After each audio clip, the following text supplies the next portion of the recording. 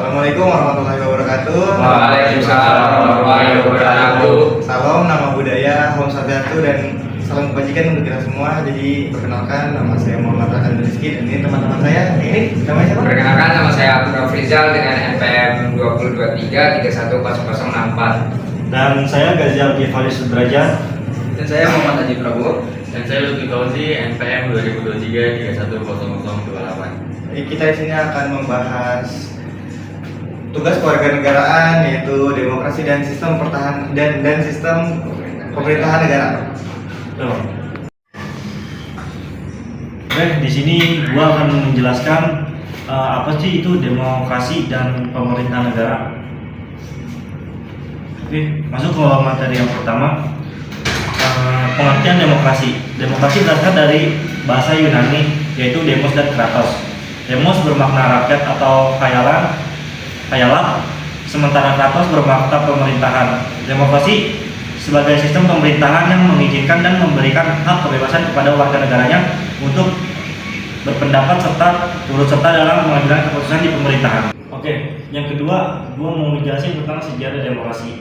Jika ditinjau dari sejarahnya, demokrasi berkembang pertama kali di masa Yunani kuno sekitar 500 sebelum Masehi.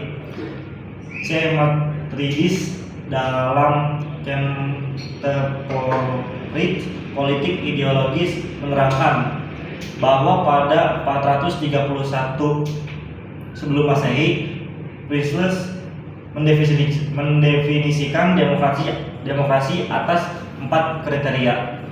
Yang pertama, pemerintahan oleh rakyat dengan partisipasi yang penuh dan langsung oleh rakyat. Yang kedua, kesamaan di mata hukum. Ketiga, pluralisme, penghargaan akan semua bakat, keinginan, dan pandangan.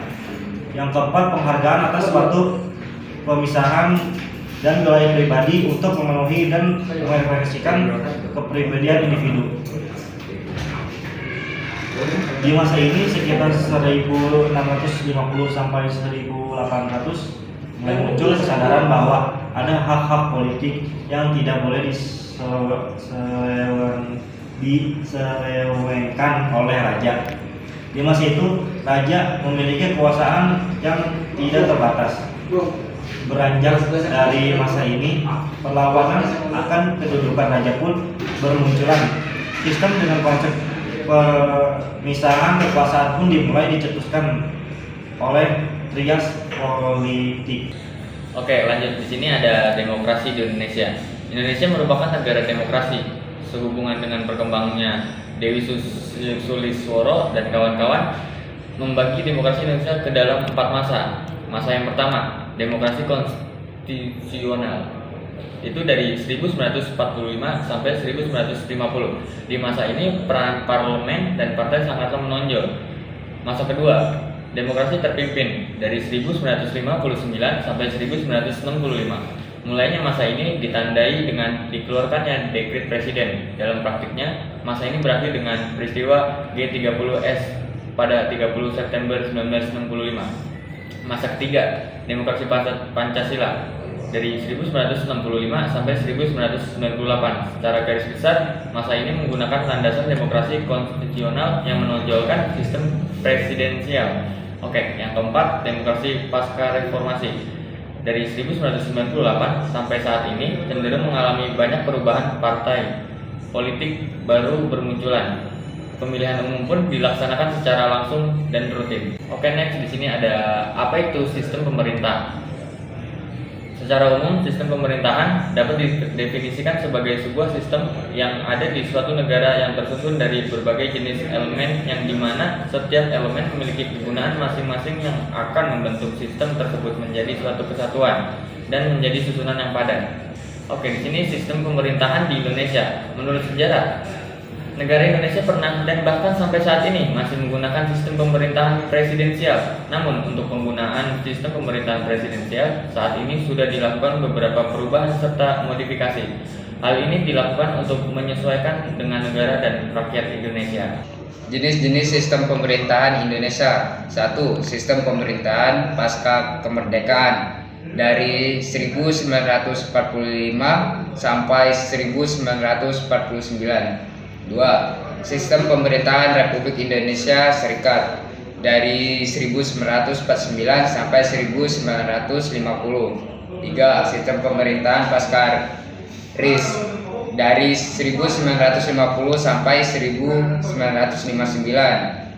4. Sistem pemerintahan Orde Lama dari 1959 sampai 1966.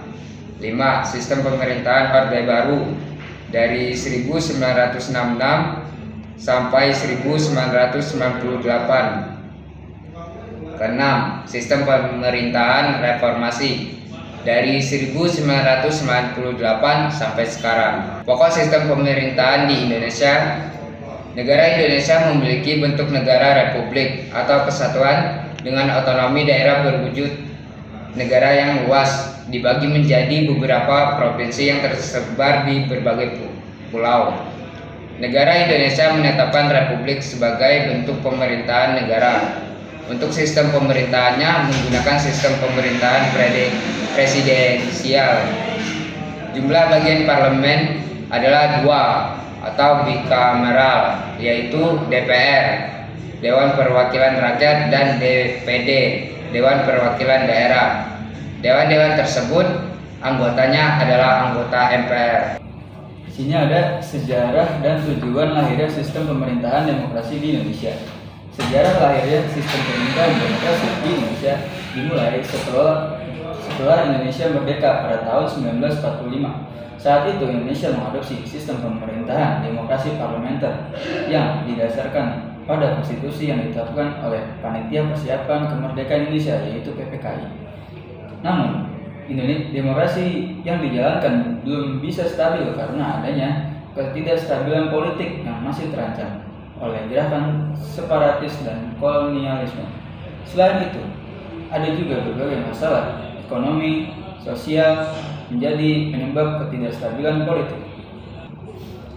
Pentingnya demokrasi di Indonesia. Yang pertama, kebebasan politik memungkinkan pemilihan pemimpin secara bebas dan adil. Kedua, pluralisme mendorong keberagaman pandangan dan suara. Ketiga, perlindungan asasi manusia, yaitu melindungi kebebasan berbicara, berkumpul, dan beragama. Dan keempat, stabilitas dan perdamaian, menyelesaikan konflik secara damai. Kelima, pemberdayaan masyarakat, meningkatkan partisipasi aktif dalam pengambilan keputusan. Jadi gue nggak bakal ngejelasin ya pokok-pokok sistem pemerintahan Indonesia itu apa aja sih gitu. Negara Indonesia ini memiliki bentuk negara republik atau kesatuan ya, yang gimana kita tahu dengan otonomi daerah berwujud negara yang luas dibagi menjadi beberapa provinsi yang tersebar di berbagai pulau. Negara Indonesia ini menetapkan republik sebagai bentuk pemerintahan negaranya. Bentuk sistem pemerintahannya, Indonesia menggunakan sistem pemerintahan presidensial atau semuanya tuh dipimpin oleh presiden dan wakil presiden. Terus jumlah parlemen yang ada di Indonesia itu ada 2, bikameral, yaitu DPR atau Dewan Perwakilan Rakyat dan DPD, Dewan Perwakilan Daerah. Dewan-dewan tersebut ini adalah anggotanya dari anggota MPR. Jadi gua ngasih tahu contohnya sih, ada beberapa contoh atau ya rekam jejak lah Indonesia ini. Di periode demokrasi terpimpin itu kita pernah ngalamin di tahun 1959 atau sampai 1965. Jadi periode demokrasi terpimpin ini, selama periode ini ya walaupun demokrasi sesungguhnya itu tetap diatur oleh presiden sama wakil presidennya tanpa ada campur tangan orang lain. Walaupun demokrasi, jadi tetap aja pengesahan semuanya itu ada di presiden sama wakil presidennya.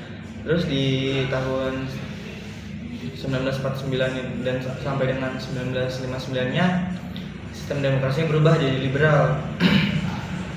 Atau bisa jadi maksudnya kayak DPR, MPR itu campur. Lanjut ke masa demokrasi parlementer di Indonesia itu ada tahun 1950 sampai 59. Nah di sini nih udah mulai kayak udah di tahun periode ini ada pemilihan umum pertama di Indonesia, yaitu pada tahun 1955 diadakannya. Jadi kayak baru pada tahun itu kita bisa netapin kayak sekarang gitu. Ada pemilihan umum yang lain-lain yang kita rasain sampai sekarang. Jadi itu aja sih contohnya.